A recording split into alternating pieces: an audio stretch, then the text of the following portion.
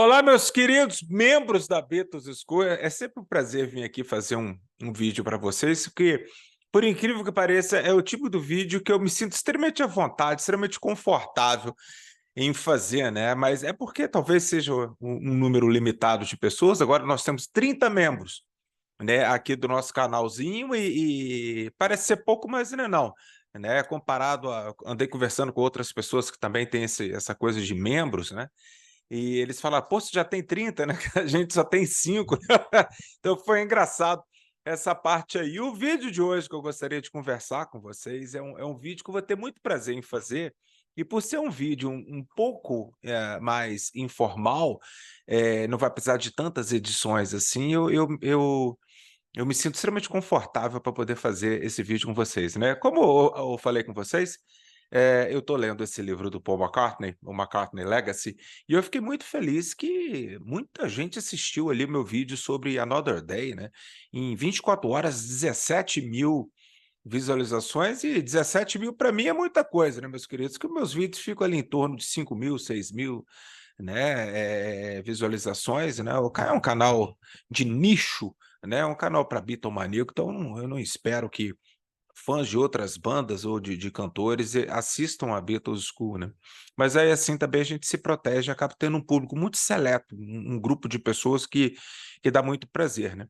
Então, como eu estou lendo esse livro aqui, uma coisa que eu gostaria de discutir com vocês hoje é que o Paul McCartney, ele decidiu lançar o single Another Day com o seu lado B, Oh Woman Why, exatamente no dia que entrou na justiça o pedido de dissolução legal dos Beatles, né. E ele fez de propósito, ele fez porque ele queria, né, chocar, né. Mas eu vou contar para vocês algumas coisinhas que aconteceram do final de 70 até o início de 71. Você vê uma progressão até o álbum Imagine, do John Lennon, né. Então o que aconteceu, meus queridos? Nós tivemos o lançamento do McCartney, né, e logo após o McCartney, o Paul sumiu, ele foi embora para a Escócia e lá ele ficou, né. Enquanto isso, os outros Beatles trabalhavam, né, o Ringo já havia terminado o seu álbum chamado Sentimental Journey, que ele lançou ali mais ou menos em março, se eu não me engano, de 1970, né, mas era um disco, eu não vou dizer experimental, né, era um disco de old standards, daquelas músicas tipo Tin Pan Alley, né, Love is a many splendid thing. Na verdade, eu acabei descobrindo recentemente que a intenção do Ringo não era ele, porque esse disco começou a ser gravado no final de 69, logo depois que o Ringo viu que, né, que o pé do frango ali azedou, né, cara, e ele falou assim: "Olha, é melhor eu procurar uma carreira, eu vou fazer filme, né, eu vou ser ator e também vou gravar algumas coisinhas". Mas a intenção original, porque você já deve ter visto que o Ringo sempre falou que esse primeiro disco dele, que ele nem considera como o primeiro disco dele, era um disco que era para poder agradar a família dele, com as músicas que o pessoal cantava ali nos pubs ali nos anos 50 e tal. E a intenção do Ringo era que seu padrasto, Harry Greaves, que era casado com a Elsie, né, ele passou a ser o padrasto do Ringo ali, quando o Ringo já era jovenzinho, né, e foi ele. Um dia desse eu vi em algum canal um documentário sobre os Beatles, desculpa, um documentário sobre o Ringo, onde que no início do documentário era questionado como que o Ringo conseguiu sua primeira bateria, é um mistério, né, porque era um instrumento muito caro, ainda é, mas na época ali era caro pra cacete, né, meus queridos, para aquela pobreza ali de jingle. Não, há uma resposta para isso, os produtores desse documentário muito fraco que tá tá até no YouTube, ele se chama One of Them, um deles, né, Ringo Starr, One of Them, muito fraco, eu assisti um dia desse, achei uma porcaria, nem perca seu tempo.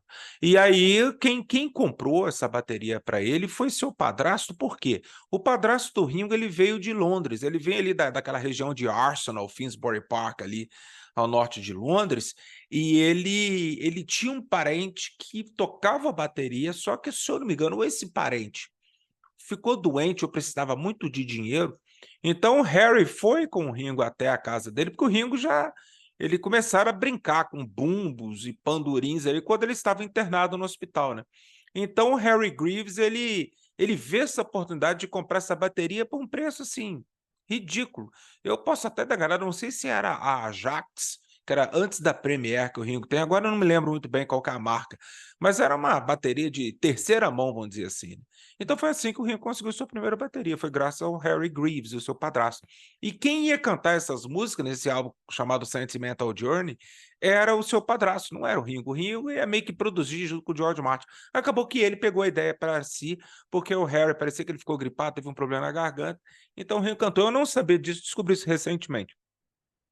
Então o Ringo lança esse disco e vem também o McCartney, e depois veio o Let It Be, né. Então, ao longo do ano de 1970, o próximo lançamento seria, o All Things Must Pass, teríamos também o Plastic Ono Band do John Lennon e teríamos um outro disco do Ringo, dessa vez que ele gravou em Nashville, junto com o Pete Drake e o DJ Fontana, que trabalhavam para o Elvis e tal, e o Pete Drake havia gravado algumas músicas, alguns slides ali no disco do George, do All Things Must Pass, aquele pedal steel, né, e e ele convidou o Ringo gravou. Então, ou seja, estava todo mundo muito ocupado, né. Então, no final de 1970, enquanto o George gravava o All Things Must Pass e o John gravava o Plastic Ono Band, o Paul já estava em Nova York gravando o que viria a ser o Ram, né, como eu contei no vídeo, com o David Espinosa e com Danny Syle e a Linda, né, gravando ali a primeira música gravada, como eu contei, foi Another Day, né.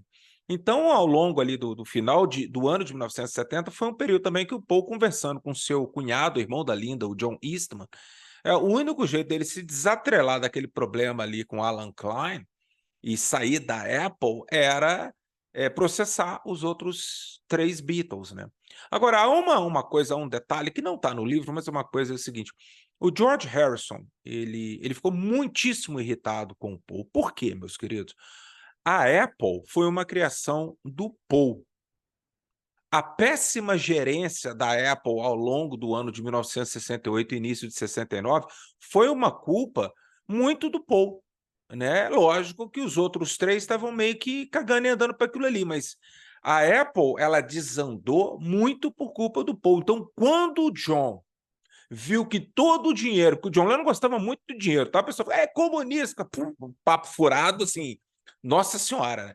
Então o John, quando ele viu que a situação da Apple poderia causar um estrago na sua vida financeira, ele tinha acabado de sair de um divórcio, né, e ele procurou alguém para poder arrumar a casa. Então ele descobre com os Rolling Stones que o Alan Klein era um cara que lá ele não tinha lá um bom background, né, um bom histórico, mas ele era um cara que resolvia problema, né, essa parte finan ele ia pegar uma parcela para ele, mas o John ele se permitiu isso. Bom, que seja o pagamento por essa educação financeira que eu vou ter, né. Então o George Harrison sempre falou o seguinte: quem que fez a Apple desandar, primeiro quem criou e depois quem fez ela desandar foi o Paul, e cada Beatle tinha 25%, né, foi o Paul, e na hora que eles tentam arrumar a casa, o homem da Chilique vai embora, né. Então isso causou uma raiva nos outros 3, porque a gente sempre vê o lado do Paul da história. Por quê? Porque o Paul tinha razão em relação ao Alan Klein. Ele tinha razão, a história contaria isso. O próprio John Lennon falaria isso depois, né. Em 73 ele fala: vamos aceitar, né, o Paul tinha razão, né, então cada Beatle ali caiu fora do Alan Klein ali, né, e pagaram caro por isso, né. Mas, por outro lado, agora a gente entende por que que o George e o Ringo penderam para o lado do John, em vez de pender para o lado do Paul, né. Foi por causa disso, falou assim: "Agora que a gente quer arrumar esse troço, esse cara da Chilique mete lá a família da Linda no meio dessa história, pá-pá-pá". Mas então, meus queridos, quando foi ali no finalzinho de 1970, o John Lennon deu uma entrevista à revista Rolling Stone, né, e se por acaso vocês quiserem o áudio completo, se vocês sabem bem inglês, né, e tem esse livro aqui para poder acompanhar, eu vou postar o link, mas só para quem quiser, né, eu tenho um link para as pessoas poder baixar, é muita coisa, mas é a entrevista completa, então eu tenho escutado, porque é muito interessante você escutar da boca do cara do que a transcrição do áudio, né. Então, meus queridos, eu escutando o John aqui, o John ele pegou pesado com o Paul. Ele não havia pegado pesado com o Paul em seu álbum Plastic Ono Band, né, ele chega a comentar, eh, "I've seen religion from Jesus to Paul", né, eu já vi religião de Jesus até o Paul, né, e tal, ou seja, nada disso assim ofensivo, né? Mas o John, nessa entrevista, como é que é o nome dele? O Ian Vanner, ele pergunta o que você achou do disco do Paul, né? A tradução tá muito ruim aqui, tá, meus queridos? O John Lennon fala rubbish, ele fala porcaria. Aqui eles traduziram como tolo, mas não é. Ele fala que é uma porcaria. Imagino que ele acabe fazendo uma melhor quando for obrigado, mas acho o primeiro superficial. Agora, quando escuto o rádio e ouço o George, eu acho meloso. Então é isso que ele fala do Paul, né? Mas ele continua aqui, porque ele pega muito pesado em relação a isso aqui. Quer ver? Eu quero achar para vocês, porque é algo muito importante. Ele fala aqui, né, que logo depois da morte do Brian Epstein, ele falou que o Paul passou a liderá-los, né? Mas ele falou assim: o que que é liderar, sendo que a gente só estava andando em círculo, né? E nós cansamos de ser a banda de apoio do Paul McCartney. Isso aí foi a parte legal dele, né? E tal. Então, o que aconteceu? Ele chega um momento aqui que ele critica, por exemplo, o Magical Mystery Tour. O projeto Get Back, ele fala que era um filme que era para colocar o Paul no pedestal e os Beatles serem apenas coadjuvantes, né? Então ele desce o cacete, fala que a música do Paul é Muzak, né, que é música de elevador, né? Isso falando do McCartney, tá, meus queridos, e tal. E fala sobre o Maxwell Silverhammer, que ele não queria gravar esse tipo de música e papapá. Então o que acontece? Dentre outras coisas que ele fala nisso aqui, o Paul, no finalzinho de 1970, final mesmo, em dezembro, ele vai para a Escócia, ele sai de Nova York, volta lá para a Escócia, ele quase não pisa em Londres, aquela casa dele em Cavendish Avenue, ele quase não ia lá. Então ele volta até a Escócia, e lá ele consegue uma capa, a capa, não, desculpa, uma cópia da Rolling Stone, que viria, eu acho que em partes, né?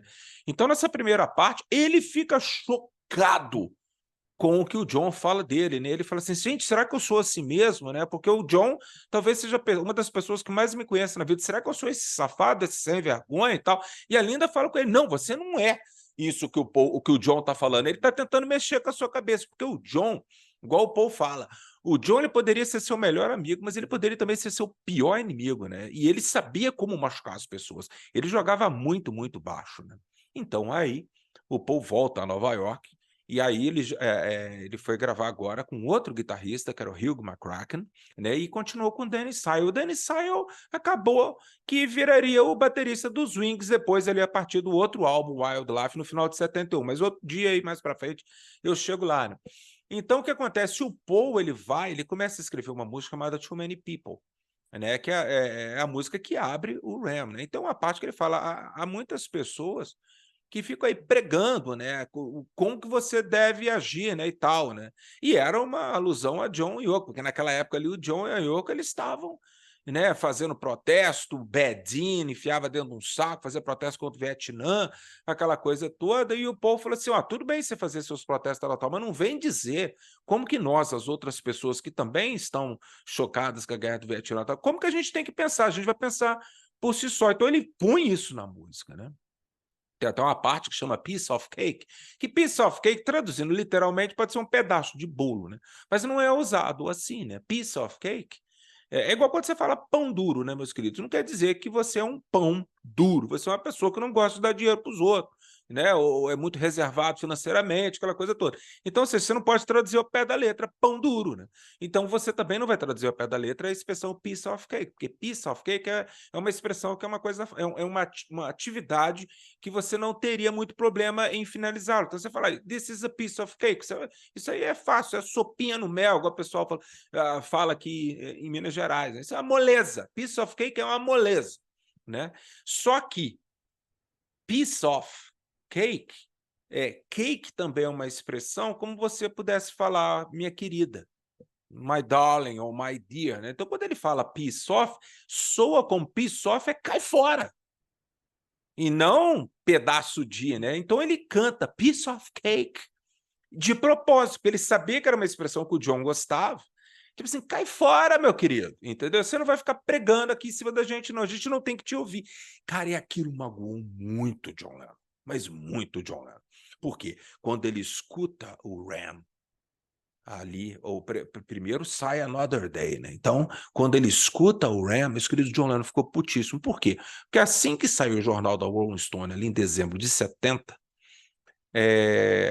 já no finalzinho ali, o Paul entra na justiça. Se eu não me engano, dia 30 de dezembro. Entra na justiça, né? E o single Another Day é lançado logo ali no início do ano, na virada ali para 70 ou 71. Então o Paul coloca o lançamento do single Another Day no dia do julgamento, né, cara? Então isso irritou o John pra caramba. Então aí o John vendo essas referências dizem que tem mais, como a música Three Legs, né? Diz que tem referências ali aos Beatles, mas aí deixa de cada um para poder escutar. Eu estou falando aqui o que tem mesmo, que o próprio Paul falou. Não, eu coloquei mesmo. Então, o que aconteceu? Quando o John Lennon escuta aquilo ali, o John Lennon ele pega o álbum Ram e ele acha que tudo que o Paul falou ali era sobre ele. Tem uma música chamada Dear Boy, não confundir com Dear Friend. Dear Friend, do Wildlife, foi mesmo feita para o John Lennon, vou chegar nela. Dear Boy é uma música que o Paul escreveu para o ex-marido da Linda, mostrando para ele, olha o que, é que você perdeu, que mulher maravilhosa. Ele perdeu a Linda, né? E tal. Então ele fez essa música. Só que o John Lennon pegou tudo. Não, aquilo ali é para mim também. Tá? O que aconteceu? Ao longo de 1971, os dois meus queridos brigaram pelos jornais pra cacete, né? O Paul escreve uma carta para o New Musical Express falando que a única coisa que ele queria era sair do selo da época, ele não queria dar o dinheiro dele pro Alan Klein, tal. Aí o John Lennon responde falando que ele era um idiota, que ele já tinha falado 1000 vezes que ia ter problema de impostos se quebrasse aquela parceria dos Beatles, que eles estavam atrelados uns aos outros até 1977 e tal, ou seja, tinha muito problema até que o John vai e faz How Do You Sleep, quando ele vai gravar o Imagine. E o George também puto, porque o George não esperava que o Paul ia processar ele. Então o George vai e participa da música. O Ringo, dizem que o Ringo decidiu não participar da música, né? Mas eu acho um pouco difícil o Ringo ter tomado essa decisão, porque o Ringo não faz parte em nada das gravações do álbum Imagine, né? E aí eles gravam a música How Do You Sleep, o John e o George, sendo com uma ajudinha do Alan Klein, daí eu com o ano para escrever a letra. E aquilo magoou, porque em How Do You Sleep o John acaba com Paul McCartney, né? Ele falou, então o Sgt. Pepper te pegou de surpresa, é melhor você enxergar aí através desses olhos de mãe, né? Esse Mother's Eyes era o jeito do John magoar o Paul, por quê? Porque muita gente falava da família McCartney que o Paul tinha os olhos da mãe dele, da Mary. E a Mary já havia sido mencionada na música Let It Be. Então o John já foi no fígado do Paul, né? E fala que a única coisa que você fez foi Yesterday. E desde que você se foi, você é apenas Another Day, né, cara? Então, porra, aí ele vai descendo o cacete no Paul e aquilo magoou o Paul de novo, né? Então aí há um encontro entre o John e o Paul, porque eles tinham que decidir algumas coisas sobre a McLaren e também sobre a Another Songs. Então eles se encontram em Nova York e ali os dois meio que falam assim, ó, chega, não vão ficar atacando porque é muito baixo a gente ficar atacando um ao outro, né? Então o Paul escreve a música Dear Friend, onde que ele fala, o meu querido amigo, é isso mesmo que a gente vai fazer, né? Será que a gente chegou ao limite? A gente vai ter que ficar se ofendendo, aquela coisa toda, ou você está com medo, né? Você está com medo de que eu vá e eu me destaque, né? E tal. Mas o povo colocou muita coisa no Ram, igual aquela parte. You took the lucky break and broken in two, né? Falei assim, você tirou a sorte grande e a partiu em dois, né? Então tem muita coisa que o Paul falou mesmo pro John e tal. Mas aí, meus queridos, aí eles meio que sossegam o facho. Porque o John, a partir de 71 para 72, o John começa a ver que o Alan Klein não era o santo. Santo ele nunca fora, mas não era. E o Paul tinha um pouco de razão naquilo ali. Mas isso eu vou contar para vocês em um outro episódio. Espero que vocês tenham gostado da história de hoje. É complicado, eu sei que é meio chato, eu sei que é meio duro para a gente ler e saber sobre essas brigas entre o John e o Paul, mas vale lembrar, você vai apreciar muito mais as letras das canções do Ram, do Imagine, se você souber o que estava acontecendo, qual era o contexto daquilo ali. Eu acredito que você escutar How Do You Sleep and Too Many People e Dear Friend é muito mais interessante saber qual era o contexto do que simplesmente achar que é uma música qualquer que estava num álbum. Mas eu vou contando mais para vocês ao longo do tempo. Um grande abraço, muito obrigado por apoiar a Beatles School, tá? Eu esqueci de colocar meu telefone lá embaixo, eu vou colocar, caso vocês queiram me escrever, a gente fazer um grupinho no WhatsApp, não tem problema. Muito, muito obrigado.